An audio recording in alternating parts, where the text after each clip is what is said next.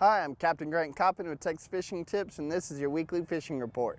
Out here in Corpus Christi Bay, I've been hitting some of the gas wells. We've had windy days, we've had calm days, and on those calmer days, I get out here in the bay and I hit these gas wells. I've been catching trout around the wells, and also catching a few redfish out here, which is usually I don't do, but I've been catching a few redfish. Mainly some oversized, upper slot to oversized reds, throwing live shrimp and piggies and croaker when I can get them.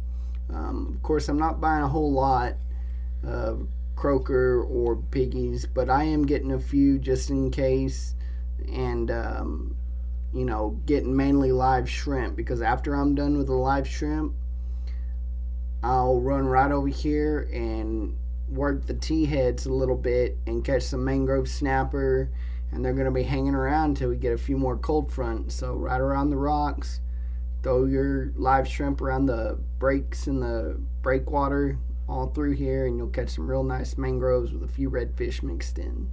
Over here on this shoreline, we've been catching some good redfish and black drum both.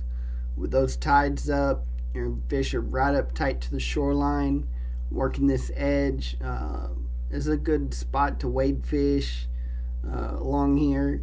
There are some mushy spots, but it's pretty good bottom for the most part.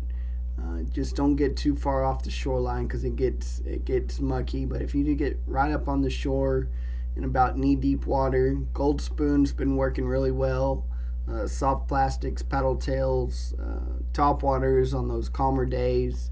This little elbow right here is good because when that north wind blows, this is a little bit protected. You can come up in here and find some good green or dirty green water, and in about a foot and a half. With those high tides back here in Oso, we've been catching some good fish. What you really got to do when you're fishing Oso is just wait on a good day that's not going to be too windy. A lot of people come over here and drive their trucks out and fish this little bar. That's good, but when you're in your boat, you can come all the way back into this back cove and make long drifts down here. The map doesn't show it, but there are some good spots in here where there's grass on the bottom. With that southeast wind blowing, this is some of your more protected areas in Oso. And it's all about 1 to 2 foot deep back here, and I recommend getting as tight to the shoreline as your boat will float, and then let that wind kind of just push you out. Popping corks and live shrimp, gold spoons, top waters, paddle tails in a darker color because Oso is a little muddier, so you're going to want to use that darker colored plastic when you're out here facing those redfish, and the black drum also with the shrimp on a jig head. Over here, straight across the bay, these little oyster reefs right here have been producing good reds and black drum up on the reef. Again, I've been throwing popping corks and live shrimp drifted up on the reef. I'll power pull down upwind of the reef and just throw right onto it. And as soon as I'm done with one, I move to the other.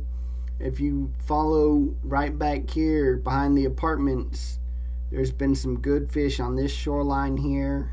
This is nice and protected water on that southeast wind, and you can make a long drift and find the bait and you find the fish. This whole shoreline is pretty good. I used to fish it a lot in college, but this time of year I'd get out here. Now there's a lot of condos there and apartments, so you gotta kind of get out, and if you're in the boat, that's the best. But come back here with those high tides, a lot of this is accessible right now, even if you've got a little bit bigger boat. I'm Captain Grant Coppin. Thanks for watching.